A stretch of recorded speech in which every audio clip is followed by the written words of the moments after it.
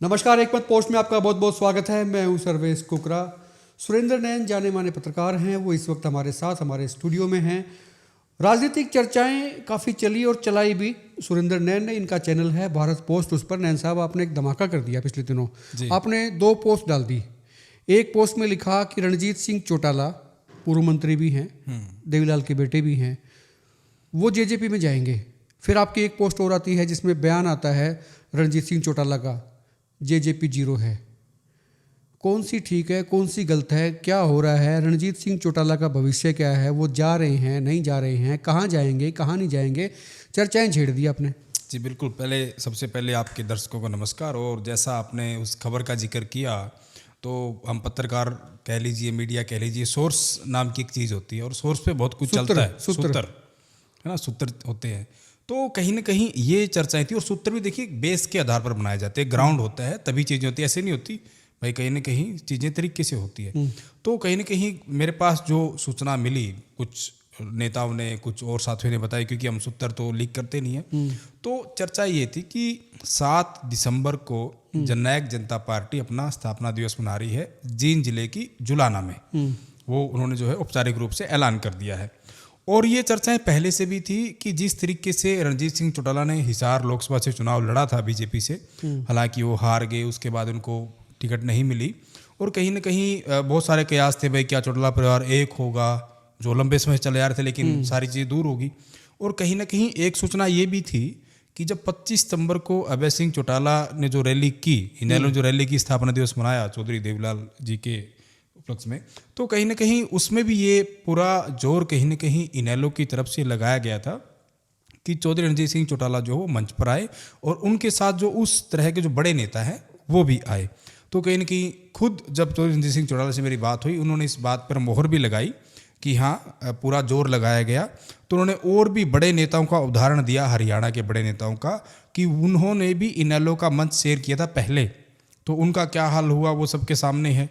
तो जो है, मैं उनके मंच पे जाना नहीं था। तो ये कहा रणजीत सिंह ने। उसके बाद जो मेरी, आप जिस पोस्ट की आप बात कर रहे हैं, जो खबर की आप बात कर रहे हैं, तो मेरे पास ये ग्राउंड था कि कहीं ना कहीं जिस तरीके से अजय सिंह चौटाला परिवार और रणजीत सिंह के परिवार में पिछले लंबे समय से नजदीकियां बड़ी है, और उस पूरा हरियाणा उस बात को जानता है। सिरसा, रानिया, डबवाड़ी, वहाँ के लोग तो जानते ही है।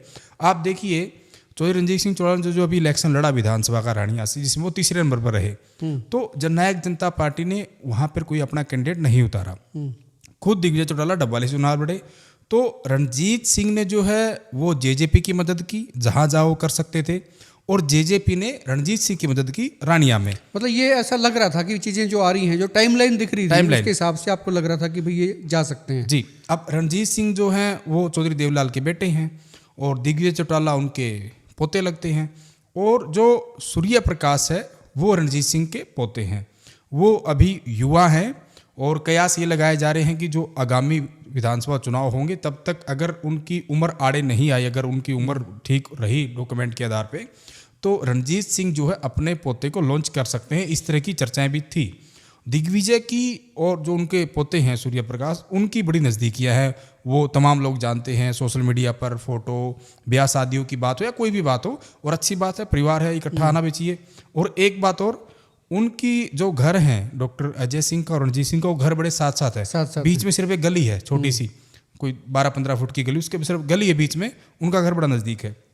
तो कयास ये थे कि जो अभय सिंह चौटाला बड़ा बम नहीं फोड़ पाए, रणजीत सिंह को लाने में कामयाब नहीं हो पाए 25 सितंबर को, वो कहीं ना कहीं डॉक्टर अजय सिंह, जो मुझे लगता है ना साहब, रणजीत सिंह चौटाला को लाने का तो शायद एजेंडा कभी रहा ही ना हो अभय सिंह चौटाला का। ये बात मेरे को रणजीत सिंह जी से जब फोन पर बात हुई, उन्होंने खुद बताया, और भी सोर्स जैसे मैंने कहा और कहीं से पता लगा कि अभय सिंह चौटाला संपर्क में थे और काफी प्रयास भी किया गया, और इस बात को तमाम लोग। तो उन्होंने ये क्या उनका बयान आया रणजीत सिंह चौटाला का, उन्होंने कहा कि जेजेपी 0? हाँ, मैं बताता हूँ उस पर। तो जब मैंने वो खबर लगाई कि ऐसे कयास हैं, ऐसे मेरी चर्चाएं हैं, सूत्र हैं कि रणजीत सिंह कुछ बड़े नेताओं को, कुछ बड़े चेहरों को, जो पहले विधायक रहे हैं या मंत्री रहे हैं या फिर चुनाव लड़ा है या फिर एक अच्छे नेता माने जाते हैं, ऐसे कुछ अच्छे चेहरों को साथ जो है वो जेजेपी का मंच साझा कर सकते हैं। ऐसी खबर मैंने चलाई कि वो जेजेपी में जा सकते हैं। लेकिन शाम को जो है वो खुद रणजीत सिंह का फ़ोन आया, उनको भी सूचना मिली होगी। तो उन्होंने कहा कि ऐसी कोई बात नहीं है, ठीक है, हमारी नज़दीकियाँ बड़ी हैं और सारी चीज़ें हैं, पारिवारिक तौर पे हैं, सामाजिक तौर पे हैं, लेकिन जेजेपी जीरो पार्टी है और मैं जीरो के साथ जाकर जीरो क्यों होऊंगा। अच्छा, ये रणजीत सिंह ने बोला मुझे, हमारी बात हुई, कोई बीच में ऐसी कोई बात नहीं है। तो मैंने कहा मतलब उन्होंने कहा कि ये खबर आपकी जो है वो मैं इसका खंडन करता हूं। तो जाहिर सी बात है पत्रकार का फर्ज बनता है कि जब पक्ष तो लिखना चाहिए। हाँ, जब नेता ने अपना वर्जन दे दिया तो हमें नेता का वर्जन लिखना पड़ेगा। तो मैंने वो जो बात है वो लिख दी कि रणजीत सिंह ने जो है इन चर्चा पर विराम लगा दिया है और जननायक जनता पार्टी को जीरो बताया है। तो वो अच्छा, वैसे देखा जाए तो अभय सिंह जी के साथ में वो नहीं गए, नेलो में वो नहीं गए, जेजेपी का उन्होंने कह दिया कि जेजेपी तो जीरो है।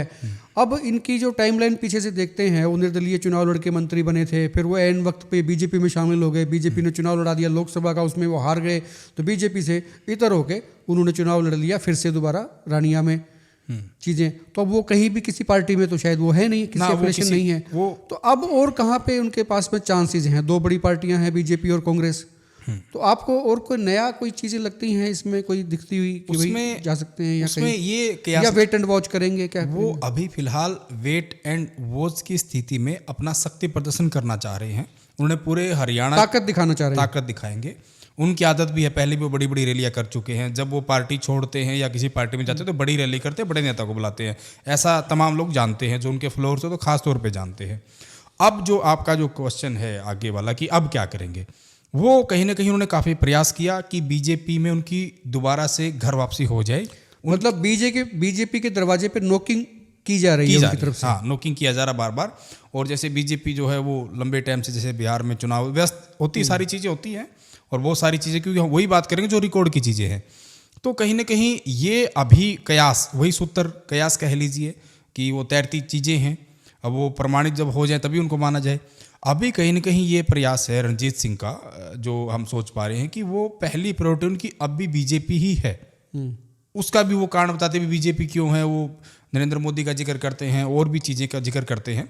तो अब वो ये माना जा रहा है कि जो फरवरी के आसपास बड़ी रैली करेंगे, ऐसा वो हर बार जब भी हिसार आते हैं, तो हालांकि वो डेट आगे सरकती जाती, पहले नवंबर अक्टूबर कहा करते थे, अब कहीं ना कहीं फरवरी, मिड फरवरी में, यानी कि हिसार के अंदर एक बड़ी रैली करने का ऐलान उन्होंने कर रखा है। और उसी लिए उन्होंने कहा कि पूरे हरियाणा को, लोगों को इकट्ठा करूंगा। अगर खुद रणजीत सिंह की बात की तो उन्होंने 1 लाख से ज़्यादा लोगों की बात कही थी कि वो रैली में इकट्ठा करेंगे। हालांकि नेता है, दावे हैं, दावों का तो क्या चर्चाएं हैं, कोई भी दावा कर सकता है और हर रैली में दावे तो किए जाते हैं। तो रणजीत सिंह जो है वो अपना शक्ति प्रदर्शन करेंगे। और जिस तरीके से मैंने कहा कि जो चर्चाएं थी, उन चर्चाओं को हमने जो है पोस्ट किया और उसमें सूत्र लिखा। हमने ये भी नहीं कहा कि रणजीत सिंह जेजेपी में जा रहे हैं, फाइनल तो कहा नहीं, ऐसी चर्चाएं हैं, सूत्र लगाया। तो सूत्र होते हैं। जब खुद नेता ने फ़ोन करके जब इस बात से डिनाई किया तो हमारा फर्ज बनता है कि हम उस जानकारी को अपडेट करें। तो ये तो जेजेपी के दरवाजे तो फिलहाल उन्होंने खुद ही बंद कर दिए, उन्होंने जीरो बता के कि भी तो जीरो है। हाँ। तो आज के दिन तो कम से कम ऐसा नहीं लग सकता कि वो जेजेपी की तरफ जा सकते हैं, जो जीरो ही बता रहे हैं। तो हाँ, बनता तो यही है कि जो अभी इस तरीके से तो वो नहीं जाएंगे। अच्छा, बीजेपी भी थोड़े से इस जोन में आ जाएगी, मुझे लगता है कि अभी जैसे आपने कहा कि क्योंकि उसको साल तो हो चुका है सत्ता में आए हुए, तो वो दरवाजे रीओपन करेगी लोगों के लिए। और उनको भी लगेगा अभी देवीलाल परिवार का एक बड़ा आदमी जो है उनके साथ में आ रहा है, तो उनको मुझे लगता है कि दिक्कत होगी भी नहीं। हाँ, ये अपना शक्ति प्रदर्शन या अपना दिखाएंगे भी, देखिए मेरा तो कद इतना बड़ा है, लोग मेरे इतने पीछे हैं, तो वो दिखा के जाना चाहते होंगे। या तो नहीं, बिल्कुल। देखिए सर्वेश जी, आप तो पुराने टाइम से पत्रकारिता कर रहे हैं। हरियाणा की राजनीति में 3 लालों का नाम लिया जाता रहा है और चौथे मनोहर लाल ऐड हुए। तीनों लाल जो हैं वो कहीं ना कहीं किसी न किसी तरीके से बीजेपी में हैं। 2 तो पूर्ण रूप से ही है। आप बंसीलाल के परिवार को देख लीजिए, किरण चौधरी हो राज्यसभा की सांसद है, उनकी बेटी जो है वो कहने की कैबिनेट में मंत्री है। उधर आप बजरलाल की बात करेंगे तो उनके बेटे कुलदीप बिश्नोई और उनके पोते भव्य, वो पहले विधायक बने थे। तो रणजीत सिंह जब जीत कर आए थे तो बीजेपी में तो वो नहीं थे, लेकिन समर्थन जो है उन्होंने वो बीजेपी सरकार को दिया था और बीजेपी ने उनको मंत्री भी बनाया था। लेकिन बीजेपी ने उनको फिर टिकट भी दिया, हालांकि उन्होंने ज्वाइन किया विधिवत रूप से, सिरसा में ज्वाइन किया, फिर हिसार का जब चुनाव लड़ा तो अपने कार्यकर्ताओं के साथ यहाँ आए थे। मनोहर लाल भी आए थे, नायब सैनी, दोनों ही बड़े नेता जो है बीजेपी के वो आए थे। तो रणजीत सिंह ने यहाँ से चुनाव लड़ा। चुनाव की वो सारी की सारी बातें लोग जानते हैं।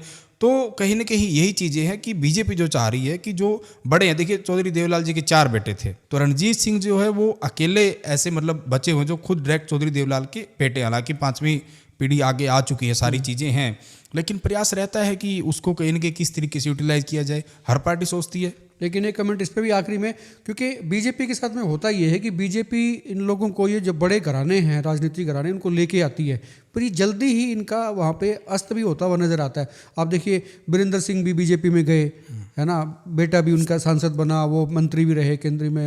वीरेंद्र सिंह, खुद वीरेंद्र सिंह सांसद थे यहाँ से, उनका मोहभंग हो गया बीजेपी से, वो लौट के आ गए।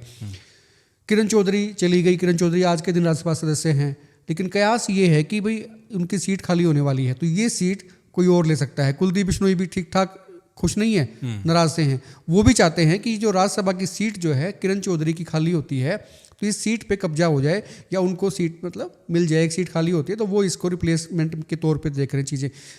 अगर वो नहीं होती है तो वो भी खुश नहीं रहेंगे। तो ये लोग जा जरूर रहे हैं, लेकिन इनको चीज़ें मिल नहीं रही हैं इनके मुताबिक। एक कमेंट इस पे जाऊँगा। नहीं, बिल्कुल, देखिए आपकी बात बिल्कुल सही है, और बहुत सारे नेता ऑफ रिकॉर्ड ये बात कह देते हैं। हालांकि हमें ऑन रिकॉर्ड कर बात कहने में कोई हर्ज नहीं है। कहीं ना कहीं बड़े नेताओं का ये भी कहा जाता है कि बीजेपी ना जो इस्तेमाल कर लेती है, वो कहते हैं ना, जैसे कोई फ्रूट्स है उसका रस निकाल लिया तभी निचोड़ लिया जाता है, कि कोई भी बड़ा नेता है वो किसी इलाके का नेता, और जहाँ उसका प्रभाव है, कोई 2, 4, 5, 8, 10 सीटों पर अगर प्रभाव है तो उसको आप ले आइए। एक तो उसकी जो मतलब उनका प्रभाव का इस्तेमाल करती है, उनके थैले को खाली करके उनको खाली थैला वापस दे देती है। अभी तक का रिकॉर्ड अगर आप देखेंगे तो लगभग उसका रिजल्ट यही मिला है।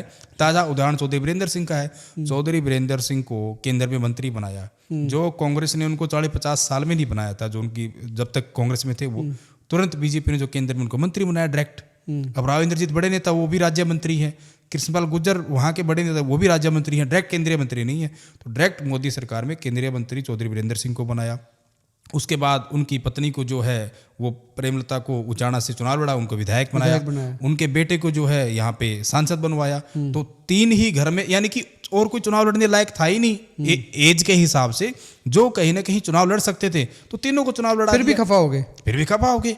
अब ये तो मिला के दिल लगता नहीं है इनका वहाँ जाके। लोग सारी बातें जानते हैं। शुक्रिया बात करने के लिए। सुरेंद्र नैन थे, वरिष्ठ पत्रकार हैं। और रणजीत सिंह चौटाला किधर जाएंगे ये आने वाले दिनों में पता लगेगा, लेकिन चर्चाएं आजकल उनको लेकर बहुत सारी हैं। पहले ये थी कि वो जेजेपी में जा सकते हैं, उनका खंडन आ गया। उन्होंने कहा भी नहीं, जेजेपी तो जीरो है, उसमें मैं नहीं जाऊँगा।